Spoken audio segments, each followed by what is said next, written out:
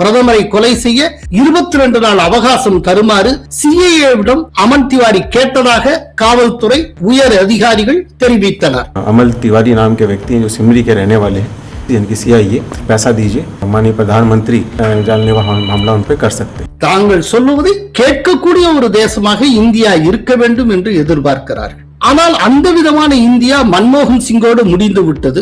இது மோடி காலத்தில் மலர்ந்திருக்கிற புதிய இந்தியா என்பது அவர்களுக்கு புரியவில்லை. சென்னை பெருநகர காவல்துறையின் புதிய ஆணையராக அபின் தினேஷ் மோடக்கை நியமனம் செய்திருக்கிறது தேர்தல் ஆணையம். விஜயை தன்னிச்சையாக நான் சந்திக்கவில்லை. காங்கிரஸ் கட்சியின் பொருத்தமான தலைமையின் ஒப்புதலுடன் தான் சந்தித்தேன். ஆளுங்கட்சியின் வாக்குகளில் பெரும் தாக்கத்தை தாவேகா ஏற்படுத்தும் என்று பிரவீன் சக்கரவர்த்தி கூறியிருக்கிறார். கோலஹலாஸ் டிவி யூடியூப் சேனல், இது வாய்மையின் எக்காலம். மோடியை கொல்ல சிஐஏ சதித்திட்டம் தீட்டியதா? வணக்கம் நண்பர்களே. பிரதமர் மோடியை கொல்ல சிஏஏ ஏஜென்ட் சதித்திட்டம் தீட்டியது அம்பலமாகி உள்ளது. இந்த தகவலை பாட்னா பிரஸ் எனும் இணையதள இதழ் வெளியிட்டிருக்கிறது. பாட்னா பிரஸ் என்ன கூறியுள்ளது என்பதை பார்ப்போம். பீகார் போலீசுக்கு ரகசியமாக ஒரு துப்பு கிடைத்தது. அதன் அடிப்படையில் பக்சார் மாவட்டம் சிம்ரி காவல் நிலைய சரகத்துக்கு உட்பட்ட ஆஷா பத்ரி கிராமத்தை சார்ந்த அமன் திவாரி என்கிற இளைஞரை அவரது வீட்டுக்குள் புகுந்து பீகார் போலீசார் கைது செய்தனர். சோதனையின் போது குற்றம் சாட்டப்பட்டவரின் வீட்டிலிருந்து மடிக்கணினிகள் மற்றும் மின்னணு சாதனங்களை காவல்துறையினர் பறிமுதல் செய்தனர். கூடுதல் ஆதாரங்களை சேகரிக்கவும் அவரது டிஜிட்டல் உரையாடல்களை சரிபார்க்கவும் இந்த சாதனங்கள் ஆய்வு செய்யப்பட்டு வருகின்றன. விசாரணையில் கிடைத்த தகவல்களின் அடிப்படையில் முக்கிய குற்றவாளியின் கூட்டாளிகள் என கருதப்படும் மேலும் 2 போலீசார் கைது செய்துள்ளனர். இந்த சதியின் பின்னணியை கண்டறிய 3 தீவிர விசாரணை நடத்தப்பட்டு வருகிறது. இந்த வழக்கை தீவிரமாக விசாரித்து வருவதாகவும் இதில் ஏதேனும் முக்கிய நெட்வொர்க் அல்லது வெளிநாட்டு தொடர்புகள் உள்ளனவா என்பதை கண்டறியும் முயற்சிகள் நடைபெற்று வருவதாகவும் பீகார் காவல்துறை தெரிவித்திருக்கிறது. இது குறித்து பக்சார் மாவட்ட காவல்துறை கண்காணிப்பாளர் சுபம் ஆர்யா என்ன கூறினார் என்பதை பார்ப்போம். கைது செய்யப்பட்ட நபர் பிரதமரை தாக்க திட்டமிட்டார். இதற்காக ஒரு வெளிநாட்டு ஏஜென்சியுடன் தொடர்பு கொள்ள முயன்றார் என தெரிவித்தார். அமெரிக்காவின் சிஏஏவுக்கு ஒரு ப்ரொபோசலை அமன் திவாரி அனுப்பியதாகவும் அதற்காக பெருந்தொகையை அவர் கோரியதாகவும் கூறப்படுகிறது. பிரதமரை கொலை செய்ய 22 நாள் அவகாசம் தருமாறு சிஏஏவிடம் அமன் திவாரி கேட்டதாக காவல்துறை உயர் அதிகாரிகள் தெரிவித்தனர். मूल रूप से जो है एक अमल तिवारी नाम के व्यक्ति हैं जो सिमरी के रहने वाले हैं, इन्होंने ही जो है यूएस की जो सेंट्रल इन्वेस्टिगेशन एजेंसी होती है, इंटेलिजेंस एजेंसी इनकी सीआईए, उनको जो है इन्होंने इस तरह का एक सूचना दी थी. ये लिखा था कि आप हमें इतना कुछ पैसा दीजिए और हम माननीय प्रधानमंत्री को जो है जानलेवा हमला उन पे कर सकते हैं. इसकी उन्होंने उनको जो है सूचना दी थी और उसके लिए उन्होंने 22 दिन बोला था कि हम 22 दिन में ये मुमकिन कर पाएंगे. இருப்பினும் இந்த குற்றச்சாட்டுகளின் உண்மைத்தன்மையை அதிகாரிகள் அதிகாரபூர்வமாக இதுவரை உறுதிப்படுத்தவில்லை.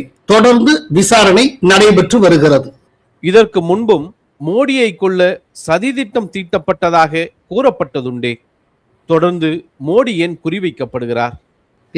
அதாவது ரொம்ப அண்மையில் மோடி அவர்கள் சீனாவுக்கு சென்றிருந்தார். ஆக்சுவலா அந்த சீன விஜயத்தின் போது சீனாவில் வைத்து புட்டினை சந்தித்தார். புட்டினும் அவரும் ஒரே காரில் பயணித்தனர். அப்புறம் ஒரு நட்சத்திர விடுதிக்கு இருவரும் சென்று காரில் இருந்தபடியே உரையாடினர். அதற்கு பிறகு காரை விட்டு இறங்கி அந்த நட்சத்திர விடுதிக்குள் சென்று அங்கும் அவர்கள் பேச்சுவார்த்தை நடத்தினர். அந்த சந்தர்ப்பத்தில் மோடியை கொல்வதற்கு சதி திட்டம் தீட்டப்பட்டதாக கூறப்பட்டது. அதிலையும் சிஏஏ கைவண்ணம் இருந்ததாக கருதப்பட்டது. ஆக்சுவலா அந்த சதி திட்டத்தை முறியடிக்கக்கூடிய விதத்துலதான் பங்களாதேஷ்ல சில ஸ்டார் ஹோட்டல்ஸ்ல பதுங்கி இருந்த சிஏஏ உளவாளிகள் ரகசியமான முறையில் போட்டு தள்ளப்பட்டனர். அவங்களை யாரு கொன்னது என்னன்னு தெரியாது. ஆனா பல விதமாக அவர்கள் இறந்து கிடந்தனர். அதுல ரேடியோ ஆக்டிவ் ஐசோடோப் கலந்த பானத்தை குடித்த ஒரு சிஏஏ ஏஜென்ட் இறந்து கிடந்தார். கொடுத்தது யாரு என்ன எதுவும் தெரியாது. அதே போல டாக்கால இன்னும் ஒரு சில நட்சத்திர விடுதிகளில் தங்கி இருந்த பாகிஸ்தானுடைய ISI ஏஜென்ட்டுகள், உளவாளிகள் மர்மமான முறையில் இறந்து கிடந்தனர். காரணம் கேட்டப்போ அவங்க படியிலிருந்து விழுந்து இறந்துட்டாங்க அப்படின்னு சொன்னாங்க. ஆக்சுவலா ஸ்டார் ஹோட்டல் படியில ஏறவும் இறங்கவும் வேலையே இல்லை, ஏன்னா லிப்ட் இருக்கும். ஆனால் படியிலிருந்து விழுந்து இறந்ததாக கூறப்பட்டது. ஏதோ ஒண்ணு மர்மமாக போய் கொண்டிருந்தது. அதற்கு பிறகுதான் மோடியை குறிவைத்து ஒரு பெரிய சதி திட்டம் CIA-வால் தீட்டப்பட்டது. அதுக்கு கேந்திரமாக டாக்கா பயன்படுத்தப்பட்டது. இத ரஷ்ய உளவு நிறுவனமும் இந்தியாவுடைய ராவும் இணைந்து கண்டுபிடித்து சதிகாரர்களை டாக்காவிலேயே போட்டு தள்ளினார்கள் அப்படின்னு நமக்கு தெரிய வந்தது. இந்த தகவலை உறுதிப்படுத்துகிற சம்பவம் ஒன்று நடந்தது. சீனாவிலிருந்து திரும்பி வந்த பிரதமர் இந்தியாவில் ஒரு முக்கிய நிகழ்வு ஒன்றில் கலந்து கொண்டார். அப்ப பேசுறப்போ அவர் சீனாவுக்கு சென்றதை குறிப்பிட்டார். உடனே பலத்த கரவொலி எழுந்தது. உடனே அதுக்கு எதிர்வினையாற்றிய பிரதமர் ஒன்ன சொன்னார், இந்த கைதட்டல் எதற்காக? நான் சீனாவுக்கு சென்றதற்காகவா அல்லது பத்திரமாக திரும்பி வந்ததற்காகவா அப்படின்னு கேட்டார். कल रात ही मैं जापान और चीन की यात्रा करके वापस लौटा हूं।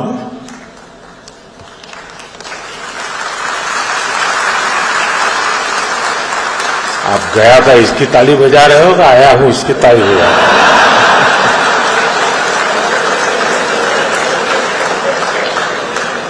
ரொம்ப சட்டலா ஆனால் ரொம்ப நுட்பமான விஷயத்தை உள்ளீடாக வைத்து மோடி இவ்விதமாக பேசியதற்கு பிறகுதான் என்ன திடீர்னு பிரதமர் இப்படி பேச, அப்பனா என்ன நடந்தது அப்படின்னு சில பத்திரிகையாளர்கள் புலனாய்வு செய்ய தொடங்கி அதற்கு பிறகுதான் சீனாவில் வைத்தே மோடியை போட்டு தள்ளுவதற்கான திட்டம் தீட்டப்பட்டிருந்த விஷயம் வெளி உலகத்துக்கு தெரிய வந்தது. சீன பயணத்துக்கு ஒரு சில ஆண்டுகளுக்கு முன்பே இந்தியாவில் மோடியை கொள்வதற்கான சதி அரங்கேறியது. அது எங்கன்னா பஞ்சாப்ல வச்சு ஒரு அந்த தேர்தல் பிரச்சாரத்துக்காக அவர் பஞ்சாபுக்கு செல்லுகிறார். பஞ்சாப்ல அவர் போக வேண்டிய இடத்தை நோக்கி பயணித்துக் கொண்டிருக்கிறார். பிரைம் மினிஸ்டருடைய பாதை ரொம்ப தெளிவான துல்லியமான கண்காணிப்பில் இருக்கும். அவர் வரக்கூடிய சமயத்துல யாரும் குறுக்கிட முடியாது. ஆனா திடீர்னு எங்க இருந்தோ ஒரு கலகக்கார விவசாயிகள் கும்பல் அந்த பாதையை இடைமறித்தது. யாருமே எதிர்பார்க்கல. பஞ்சாப் போலீஸ் கைகட்டி வேடிக்கை பார்த்தது. உடனே பிரைம் மினிஸ்டர் அலர்ட் ஆகி திரும்ப தன்னுடைய பயணத்தை தொடராமல் திரும்பினார். இல்லாட்டி அன்னைக்கு வேறு விதமா ஏதோ ஒன்று நடந்திருக்கும். இப்படி மோடியை பதம் பார்க்க பல முயற்சிகள் நடந்து கொண்டிருக்கின்றன. அந்த எல்லாவற்றுக்கும் பின்னால சர்வதேச ஏஜென்சிஸ்னுடைய கைவண்ணம் இருக்கிறது. காரணம், அடிப்படை காரணம், மோடி எந்த நாடாக இருந்தாலும் சரி, அது வளர்ந்த நாடாக இருந்தாலும் சரி, எப்படிப்பட்ட நாடாக இருந்தாலும் சரி, அவர் அவங்களோட ஈக்குவல் டேர்ம்ஸ்ல தான் பேசுகிறார். இது அவர்களுக்கு பிடிக்கவில்லை. தாங்கள் சொல்லுவதை கேட்கக்கூடிய ஒரு தேசமாக இந்தியா இருக்க வேண்டும் என்று எதிர்பார்க்கிறார்கள். ஆனால் அந்த விதமான இந்தியா மன்மோகன் சிங்கோடு முடிந்து விட்டது. இது மோடி காலத்தில் மலர்ந்திருக்கிற புதிய இந்தியா என்பது அவர்களுக்கு புரியவில்லை. எனவே மோடி இருக்கிற வரை இந்தியாவில் தங்களுடைய நலன்களை பாதுகாக்க முடியாது என்கின்ற காரணத்தினால் மோடியை ஏதோ ஒன்று செய்து நிலைகுலைய செய்ய வேண்டும் என்று வெளிநாட்டு சக்திகள் துடிக்கின்றன. இப்போ இந்தியாவுக்குள்ள பீகார்ல அரெஸ்ட் ஆயிருக்கக்கூடிய ஒரு இளைஞர் அந்த விதமான முயற்சியின் வெளிப்பாடாக நாம் பார்க்கலாம். அவருக்கும் சிஏஏவுக்கும் பெரிய தொடர்பு இருக்கிறது என்றெல்லாம் சொல்லுகிறார்கள். பட் விசாரணை கம்ப்ளீட் பண்ணிட்டு அதுக்கப்புறம் அதிகாரபூர்வமாக பல்வேறு தகவல்கள் நமக்கு கிடைக்கும் என்றுதான் நம்புகிறேன். சென்னை போலீஸ் கமிஷனரும் மாற்றப்பட்டு விட்டாரே.